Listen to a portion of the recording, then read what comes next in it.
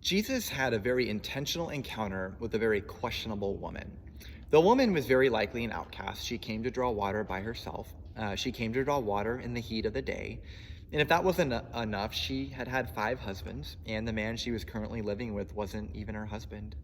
Right, surely, right, she was damaged goods, whom would have no real chance to engage in any meaningful purpose as it would relate to God's kingdom. Well, not so fast. This encounter between Jesus and the Samaritan woman takes place in John chapter 4. This woman is so struck by her conversation with Jesus and so transformed by her encounter with Jesus that she leaves her jar of water at the well and immediately goes to her village in order to tell them about her encounter with Jesus. But wait a minute, you say, she just met him. What can she possibly tell them about Jesus?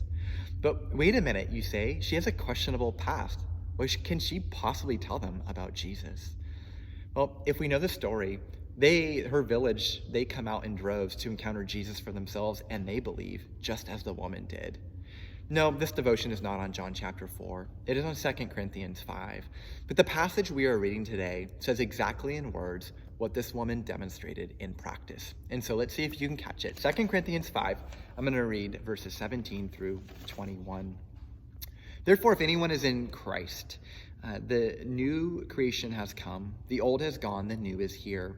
All this is from God, who reconciled us to himself through Christ and gave us the ministry of reconciliation. That God was reconciling the world to himself in Christ, not counting people's sins against them. And he has committed to us the ministry of reconciliation.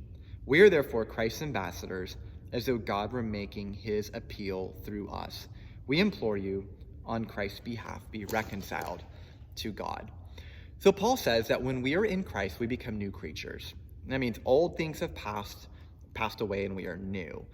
The woman was no longer defined by being an outcast amongst her villagers. She was no longer defined as someone who had a questionable past. She was defined as a new creation, one who had an encounter with Jesus and was changed by Jesus. But it doesn't stop there.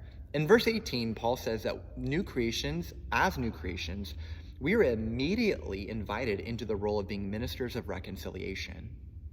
Becoming a new creation immediately thrusts us into ministry. Who would have ever thought that this woman who would have had a meaningful ministry, and yet there is no way to put a value on her ministry. As a new creation, she immediately went back and became a minister of reconciliation to her village. In verse 20, Paul says we are ambassadors as though God were making his plea through us.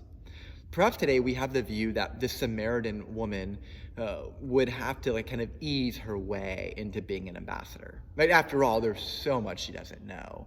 I mean, after you take these classes, then maybe you can become an ambassador. But that's not what we see with her, nor is it what we see in 2 Corinthians 5.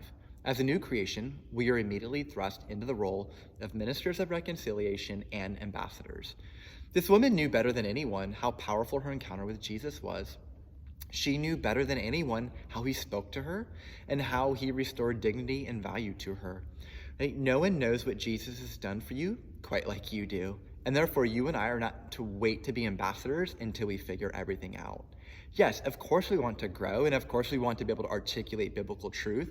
But as we are growing, we don't have to put on pause being an ambassador, because that begins as soon as we become a new creation. And so I just want to encourage you to your own God-given role as an ambassador, because it begins immediately as soon as you become a new creation.